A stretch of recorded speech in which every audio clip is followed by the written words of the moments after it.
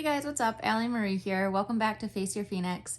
Yesterday when I was weeding, I was thinking about that weed that I shared with you guys that just had the massive roots that was really, really hard to get out, that I had to dig at 3-4 different times.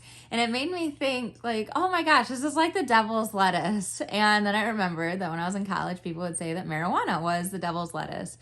And marijuana is something that I've struggled with in the past. And so I wanted to chat today on why I quit smoking pot and kind of my journey through it.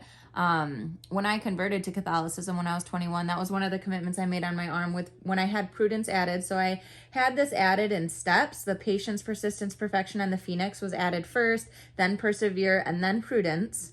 And then I had the semicolons added and then the compass. So this is really, 1, 2, 3, 4, 5 tattoos in one. But with the prudence, I made 3 separate commitments, and one of those was no smoking of anything, right? No tobacco, no marijuana, no anything. I've had my fair share of drug experiences, and so, yeah, it was not limited to anything. But with marijuana in particular, I was a daily smoker. I was high all of the time.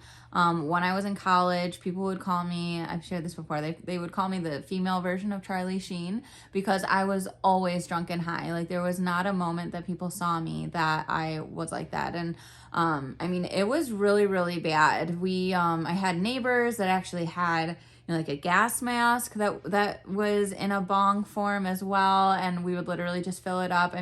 Recklessly smoking mass amounts of marijuana, and there were a few times that it came to a head that it was like, wow, I really shouldn't do this. But ultimately, whenever I would stop smoking, maybe for a week or something or however long, and then I'd smoke again, I would have this feeling of like, I feel like myself again. It would mellow me out. It would cause me to kind of just be relaxed and everything else. And I just remember feeling how dangerous that was as that theme repeated itself. That I felt like I was more myself when I was high. That scared me a little bit because I knew that was a lie, right? Because it's like, no, I am actually myself when I'm not on a substance.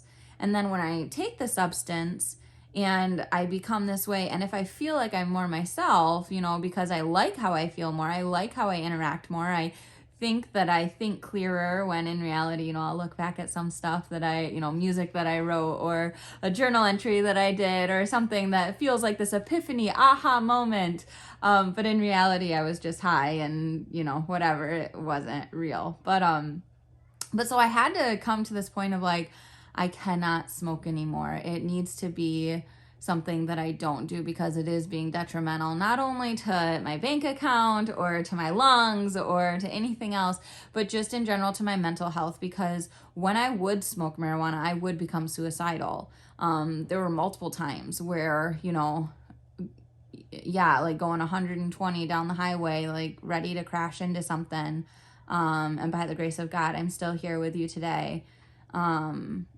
Just crazy moments. I remember another time I was with a roommate of mine at the time, and I could like hear people singing happy birthday, and I thought the cops were coming and this and that. And she was like trying to stop me from leaving, and I, got really mad at her. And that friendship just got wrecked. Marijuana ruined so many relationships that I had when I was in college.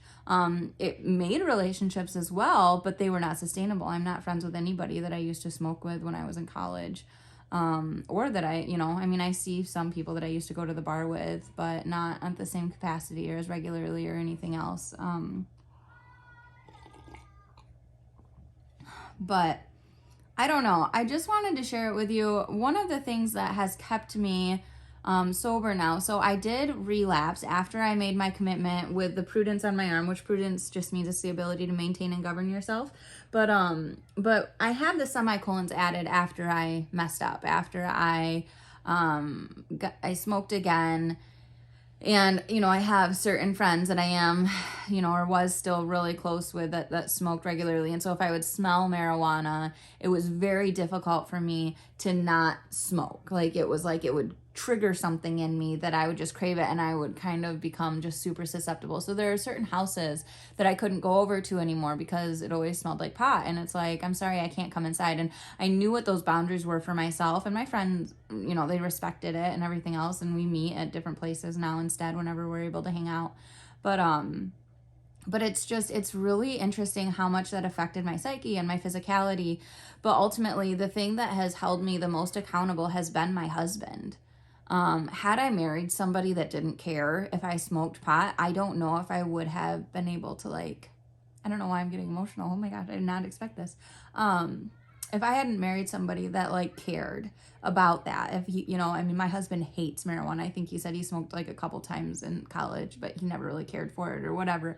But, like, if I had married somebody that was just like, oh yeah, well, whatever, if you want to, or if they smoked here or there or whatever, like, there's no way that I could have made this commitment happen. There's no way that I would have followed through with this, that I would have lasted this long.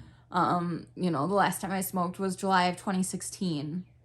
And so you're talking, you know, 7 years of sobriety from marijuana, which is something I don't think about very regularly. It's not something that is really at the forefront of my mind, but to think that it has been 7 years is wild to me, because I remember the last time that I smoked, and I remember the feelings that I was feeling, and I remember all of those things, and they were all things that were lies about my life. You know, thinking that I married the wrong person, thinking, you know, all these things, and while there are a lot of facets that go into that, when I would smoke, everything would, like, feel so much clearer, but really everything became cloudy. Nothing was actually clear because I was thinking with a clouded mind, but with that cloudiness, it felt clear. And that's the lie that marijuana sold to me. Marijuana told me, like, oh no, this is actually what clear thinking looks like. And when you're sober, when you're in your regular state of mind, that's what's cloudy. And I think that that's where I think that marijuana deserves the term the devil's lettuce, because the devil does lie. He claims to have what is going to give us true fulfillment, that is going to give us true peace, that is going to give us all these things. And it's a lie, because the devil comes to steal, kill, and destroy. That's his motive. That's his goal. He hates us because God loves us. You know, God chose us, and he didn't want it. That's the whole reason that, you know, Lucifer, the archangel, God's right-hand angel, why he fell, because he was envious of humans. He was mad that God created humans. And so he ended up rebelling against God for that. And so when you start thinking about why Satan exists in and of himself, he exists because God created humanity. Because he was so angry at God for it. You know, like, am I not enough? Do I not fulfill you? Is this not, you know, how is this going to affect our relationship? That type of thing. And so instead of trying to mend that, instead of maintaining the course that God had laid out for him, he used his free will, because angels still hold free will, which is why there are demons. They are all fallen away angels. These demons hate humanity because they are what came between them and God. And so when you start experiencing things that are the lies of this world, those are not from God. When you start experiencing things that are detrimental to our spirit, to our body, all of these different things, cancers, sickness, mental illnesses, all of these things, depression, you know, an inability to, you know, infertility, all of these things, any of those things are all from the devil. They're not from God. And marijuana for me is what always sold the lie of, oh, well, this is why things happen. Here's a spiritual epiphany for you. Because that's what a lot of people experience when smoking pot, is they have these spiritual epiphanies of, like, this is how God exists. Like, he's right here with me. But really, it's the devil that's deceiving you into thinking that it's God, when in reality it's him. And so you come out of that high, and then you're trying to make sense of what you experienced when you were high, and you can get fixated on it, and you can hold on to it. You know, my older brother who passed away, he had this layout in his mind of, like, it was like a lake with a water or whatever. I don't even know exactly how it worked. I don't even remember what they called it.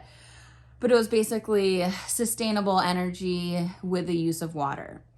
And he was so fixated on it. He was so attached to the fact that it could work. I mean, my dad was in on it. His dad was in on it.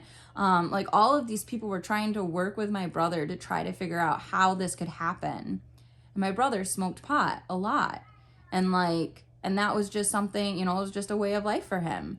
And I understand that way of life. I was there, and it makes you think that you're thinking so clearly, that you understand things differently than anybody else. And what you can do is you can end up wasting your life away, fixated on something that isn't real, fixated on something that has come about because of an altered state of mind. You aren't in your right mind. You aren't thinking clearly. You aren't, actually here with the earth. And so it's just, it's a very interesting phenomenon that marijuana did for me, and that I know that it's caused for other people, other friends of mine as well, who have either stepped away from smoking or, who are still smoking. And they're just like, well, I don't have a desire to quit, so why would I? And it's just like, well, that's just it. Like, why don't you have the desire to quit? What's so important about it? Like if you're not addicted, if you're not this, then it shouldn't be any problem to not smoke tomorrow. But in reality, it's marijuana is very psychologically addicting. And with that, Pavlov's dog, you smell it and then you start craving it mentally. There's a mental stimulation that marijuana offers that is not offered through the majority of drugs, right? And that's why it's so popular. And here in Michigan, it's legalized. There's a pot store around the corner. And I guarantee that if I wasn't married to the man that I'm married to, there's no way that I would not have been in those stores already, like through the drive-through. They're like trying to figure out right now in my town, like, how can we make this possible to make it a drive-through, like a fast food restaurant, and it's like, come on, like, so you just want to make this easily accessible to whoever just wants to drive through and be like, oh, I'll take, this or that. I just think it's dangerous. I think that there's a lot to be said about psychological addiction. We see it with social media, right? There's a psychological addiction. Psychological addictions are just real. And so we have to acknowledge that reality. And whether or not there's a physical addiction, whether or not people experience physical withdrawals when they stop smoking pot, I would say that I did, from my recollection, I did experience physical withdrawals as well, but absolutely experienced psychological withdrawals, like without question. And so it's definitely important to just bear all of that in mind, whenever making these types of decisions about what we're going to consume, how we're going to consume it, and how we want to spend our time. Do we want to spend it, grounded and in reality, or do we want to be listening to something that are lies from the devil? Because I do feel that's where I was susceptible to his lies, at least. Everyone else, I don't know if you have an experience maybe where you've encountered a situation in your life where you felt susceptible to the devil's lies. I would say for me, when I'm high from marijuana, from pot, whenever I smoke pot, I would say that is when I am most susceptible to his lies. And so it's something that I have had to run the opposite direction from, and just make sure that I'm not coming anywhere near it. And I'm so grateful for the husband that God, brought to me that in this capacity, especially, like, because without him, these tattoos would be probably meaningless. And so I really appreciate everything that he has done to stand by me in my convictions, and to hold me accountable to them, because we all need accountability, and what better place to find that than in our spouse. So that's that. I hope you enjoyed your coffee or whatever it was that you drank through this chat. And I hope that you have a warm space that you're sitting in right now, and just the time to be able to sit back and kind of take a moment to yourself and reflect on how God has worked through your life, and the different ways that you maybe can show some gratitude to him, and to those who have stood by you through maybe your hardest moments.